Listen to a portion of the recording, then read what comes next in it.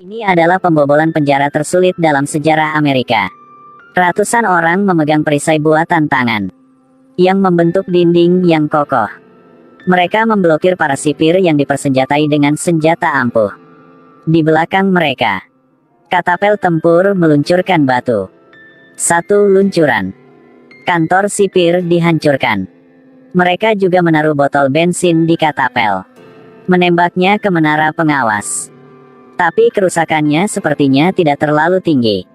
Kemudian dia mengeluarkan tangki oksigen dan pipa besi. Begitu saja, membidik sasaran. Seluruh menara pengawas dihancurkan. Mereka melakukannya hanya untuk satu tujuan, yaitu untuk menempati penjara ini. Namun, di balik semua taktik ini, adalah seorang pemimpin, yang adalah mantan jenderal pasukan Owen. Seorang yang telah bertempur dalam ratusan perang. Karena tidak mematuhi perintah selama pertempuran defensif, 8 bawahannya terbunuh. Pengadilan militer menghukumnya 5 tahun penjara. Di penjara ini, setiap tahanan atau sipir, sebelumnya juga seorang penjaga. Kecuali sipir di sini, satu kali juga tidak pernah berperang. Dia ingin memberi sedikit warna pada Owen yang bangga ini. Keesokan harinya, dia hanya memberikan bola basket kepada ratusan tahanan. Akan aneh jika mereka tidak memperebutkan bola itu. Setelah kedua belah pihak bertempur, mereka menerima peringatan dari sipir. Semua tahanan segera berbaring di tanah. Hanya Evan yang dipukul sedikit. Dia berdiri di sana dengan bodoh. Sipir mengambil kesempatan itu dan memerintahkan untuk langsung menembak pria itu. Inilah yang diberikan sipir kepada Owen. Sekelompok orang kemudian menemukan Owen. Mereka ingin Owen menyelidiki sipir melalui jaringan hubungannya di gedung Pentagon. Karena 2 tahun terakhir, sudah lebih dari 20 kasus penembakan sniper seperti ini terjadi.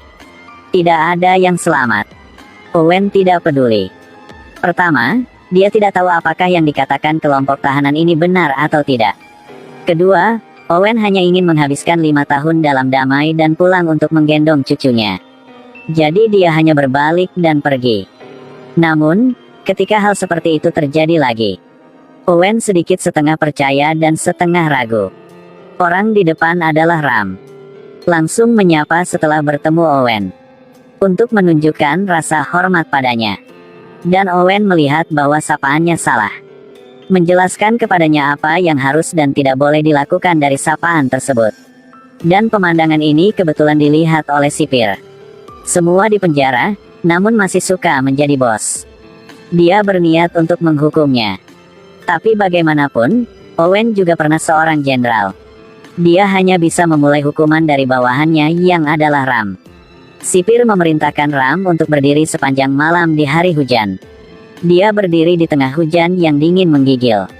Keesokan harinya, ketika masa hukuman berakhir, ketika Ram hendak pergi, dia menerima perintah dari sipir untuk terus berdiri di sana. Ketika Owen melihat adegan ini, dia pergi untuk berbicara dengan penjaga di sini tentang aturan. Sipir tahu apa yang harus dilakukan. Dia mengangkat tangannya, hendak pukul Ram dengan tongkat. Tapi dihentikan oleh Owen. Menggerakkan tangan dan kaki dengan sipir di sini tidak ada bedanya dengan ikut bertarung sendiri. Tak lama kemudian, beberapa orang mengepungnya dan langsung memukul Owen dengan tongkat. Owen sepertinya dipukuli cukup keras, dia berbaring di tanah, menunggu sipir pergi. Di luar, para penjaga ini tampak tenang, tetapi di dalam mereka sangat senang. Mereka tidak punya alasan untuk menghukum Owen pada hari-hari biasa. Setelah hujan, hari berikutnya cerah. Semua tahanan berkumpul di sekitar alun-alun, menyaksikan Owen memindahkan batu. Setidaknya batu ini harus memiliki berat antara 40 dan 50 kg, kan? Tapi Owen juga masih muda. Dia sudah memindahkan batu sepanjang pagi. Saat dia melepas jaketnya, peluru luka di punggungnya membuat penonton takjub. Ayah Hulk, yang pernah merupakan bawahan Owen, mulai menjelaskan. Bekas luka ini karena dia tidak ingin meninggalkan rekan-rekannya di medan perang. Jadi dia ditangkap dan disiksa. Mendengar ini, Para tahanan berteriak dengan sorak-sorai, bukannya ejekan awal. Mereka mulai bersorak untuk Owen. Dengan raungan, Owen selesai memindahkan batu terakhir. Sipir di kejauhan tampak marah. Ternyata dia ingin menggunakan sekelompok tahanan untuk mengejek Owen. Tapi yang mengejutkan, sebaliknya, meningkatkan semangat mereka. Sipir tidak tahu malu dan melakukan tindakan kejam lainnya. Dia memaksa mereka dalam waktu 2 hari. Bangun tembok dari batu pecah ini. Jika tidak, jatah makanan mereka akan diturunkan setengah. Hari pertama mereka bekerja, hujan turun. Semen tidak bisa menghindari merayap, tentu saja kecepatan kerjanya tidak cepat. Saat cuaca cerah, Owen menawari Ram pekerjaan. Sebelum menjadi tentara, ia bekerja sebagai tukang bangunan bersama ayahnya. Di bawah bimbingannya, tembok itu segera selesai. Itu juga pertama kalinya setelah Ram menjadi tentara. Dia merasa sangat berguna. Para tahanan juga memintanya untuk mengukir namanya dirinya di dinding. Adegan ini membuat para penjaga merasa malu. Dalam keadaan marah, bulldozer dipanggil. Ratusan tahanan menjadi serius. Ram melihat ini. Dia berlari tepat di depan bulldozer, mempertahankan garis depan dengan postur militer. Dia ingin melindungi upaya semua orang. Tembok tinggi yang dibangun semua orang bersama-sama sehingga lupa makan dan minum. Bel berbunyi, semua tahanan tergeletak di tanah. Dia sedikit takut, tetapi dia tidak pergi. Kemudian, sipir memberi isyarat. Sang sipir di menara segera mengerti. Seketika, sebuah tembakan mengenai kepala Ram. Meskipun pistol itu diisi dengan peluru karet. Namun, orang yang terkena peluru tidak bisa bertahan. Sipir akan dimintai pertanggungjawaban setelah itu. Dia mengatakan bahwa para tahanan membuat kerusuhan. Jadi dia tidak sengaja memukul kepala Ram. Owen sekarang benar-benar marah pada sipir. Dia pasti ingin dia membayar harganya. Keesokan harinya, Owen mengambil gengsi seorang jenderal dirinya. Mengumpulkan semua tahanan di penjara untuk mengucapkan selamat tinggal kepada Ram, yang juga merupakan peringatan bagi sipir. Sipir menyadari bahwa dengan pemimpin seperti itu, kelompok tahanan ini bukan lagi kelompok yang lemah. Sipir langsung pergi ke sel dan berkata dia ingin menambah jatah makanan tahanan, atau menambah waktu istirahat. Tapi sekarang sudah terlambat. Owen membuat 2 permintaan. Atau kamu pergi dari sini, atau aku akan mengambil penjara ini. Melihat kekasaran Owen, sipir ingin melakukannya tetapi tidak bisa. Dia ingin mencari cara untuk memindahkannya ke penjara lain. Tapi kalau ingin memindahkannya, harus mendapat izin atasannya. Jadi sipir menghubungi Evan, jenderal tentara saat ini, mulai berbicara buruk tentang Owen. Katakan bahwa Owen saat ini sedang melamun tentang mengumpulkan pasukan. Saya khawatir ini ketegangan pasca perang. Kita harus mengirimnya ke rumah sakit jiwa. Tapi bagaimana dia bisa tahu bintang-bintang di pundak Evan? Mereka semua dikenakan oleh Owen. Evan hanya diam, lalu mengatakan bahwa dia akan mengunjungi Owen.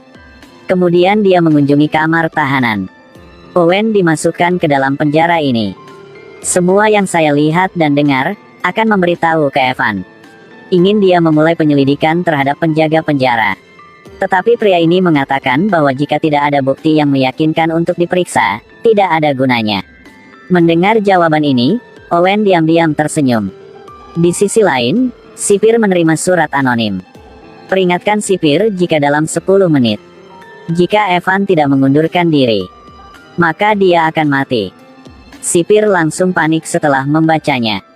Panggil truk air bertekanan tinggi. Setelah alarm berbunyi, mereka menembakkan air ke para tahanan. Bahkan helikopter mulai beraksi. Owen, bagaimanapun, tidak bergerak. Sipir segera menyadari bahwa dia telah ditipu oleh Owen. Dan mengapa Owen menulis surat ancaman ini? Itu karena, dia ingin melihat semua cara penindasan di penjara ini. Setelah Evan menegur sipir, Owen memanggil beberapa teman satu sel yang terpercaya, dan mulai menganalisis cara menduduki penjara.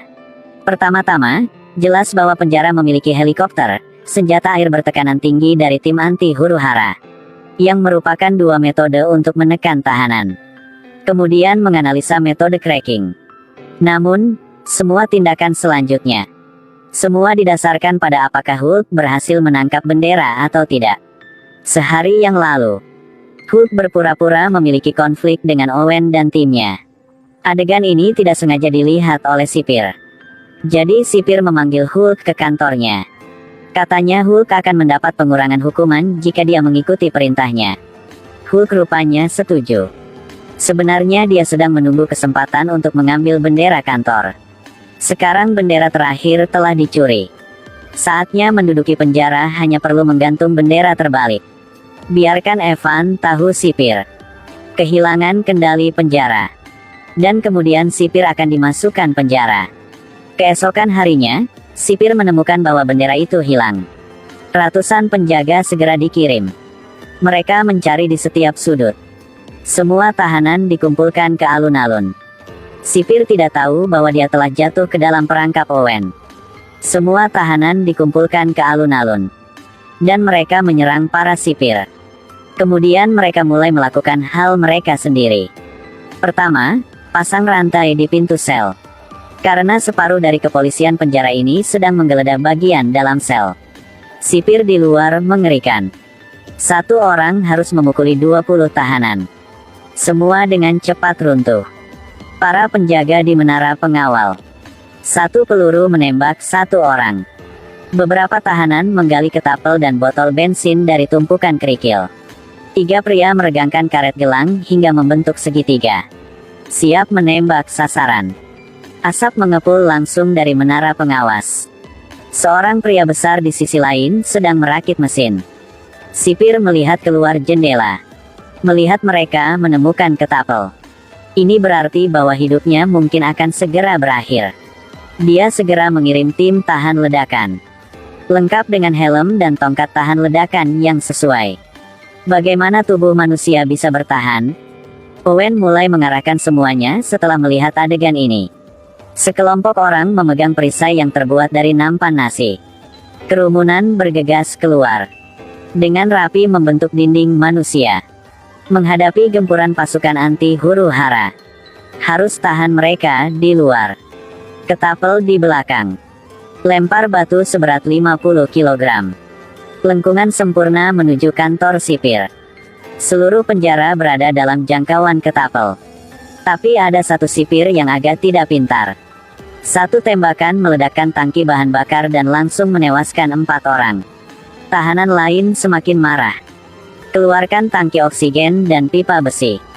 Selesaikan menggabungkan keduanya, bidik dan tembak. Pria dan menara itu diledakkan. Ternyata bazooka itu dimaksudkan untuk meledakkan truk air bertekanan tinggi. Pada saat ini, truk air bertekanan tinggi bekerja secara pasif. Sipir segera mengepung truk air. Mencegah tahanan dari memiliki kesempatan untuk menyerang. Segera setelah truk air ditembakkan, batu dengan berat antara 40 dan 50 kg terhempas. Membunuh banyak orang. Melihat semua orang hampir runtuh. Semua perisai pindah ke depan markas. Tapi menghadapi senjata air bertekanan tinggi ini seperti ini. Bagaimana perisai ini bisa bertahan? Formasi tahanan menjadi kacau, tak tertahankan.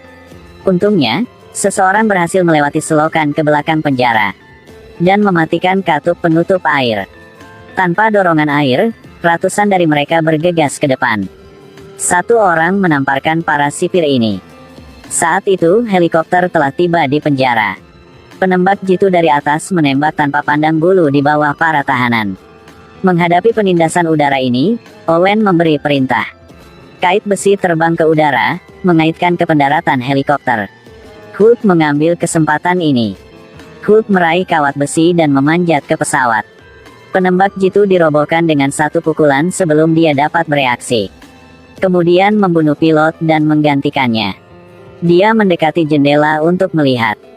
Hanya membunuh sipir di atas.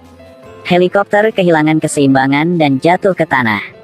Untungnya tidak meledak. Owen bergegas masuk dan menarik Hulk keluar dari pesawat. Keluar dari jangkauan ledakan pada detik terakhir. Dengan cara ini, Angkatan bersenjata dari seluruh penjara benar-benar dimusnahkan. Owen menemukan bendera dari puing-puing. Bersiap untuk menggantung bendera terbalik untuk mengumumkan kekalahan penjara. Semua tahanan menunggu dalam antrean panjang untuk saat ini. Dan sipir telah tiba di alun-alun. Dengan keyakinan seperti itu, tampaknya bala bantuan telah tiba. Lihatlah ke sekeliling pada senjata yang telah dimuat. Owen menyatakan bahwa dalam perang ini, pihak sipir kalah. Owen menyuruh para tahanan untuk berbaring. Untuk menghindari korban yang tidak perlu. Sipir mendekati Owen dan memintanya untuk menunjukkan bendera. Tetapi Owen tidak keberatan, dan naik ke podium. Mungkin dia akan menggantung bendera. Khawatir bahwa dia tidak dapat melindungi topi di kepalanya. Komandan memerintahkan para prajurit di seluruh tembok penjara untuk menembak. Owen hanya melirik. Prajurit itu menyimpan senapan mereka. Tidak peduli seberapa mengancam para sipir, mereka tidak akan menembak. Karena orang tua mereka mungkin adalah mantan bawahan Owen sebelumnya. Dihadapkan dengan jenderal yang begitu terhormat, mereka tidak mau menembak dan tidak berani menembak. Owen mengambil kesempatan untuk mulai menggantung bendera. Dan detik berikutnya, sipir menarik pelatuk dan menembak 4 kali berturut-turut. Owen menahan napas sampai menit terakhir. Mengibarkan bendera tinggi-tinggi di atas kepalanya. Namun, barulah orang-orang menyadari bahwa posisinya tidak terbalik. Sejak awalnya, Owen tidak ingin menggantung bendera secara terbalik. Sebaliknya, ia menggunakan hidupnya sendiri untuk menggulingkan pemerintah di tangan sipir penjara. Karena bendera adalah lambang kehormatan bangsa. Owen sebagai seorang prajurit, tidak bisa untuk keuntungan pribadi yang merusak kehormatan negara. Dia hanya ingin menggunakan hidupnya untuk membuat sipir menderita hukuman.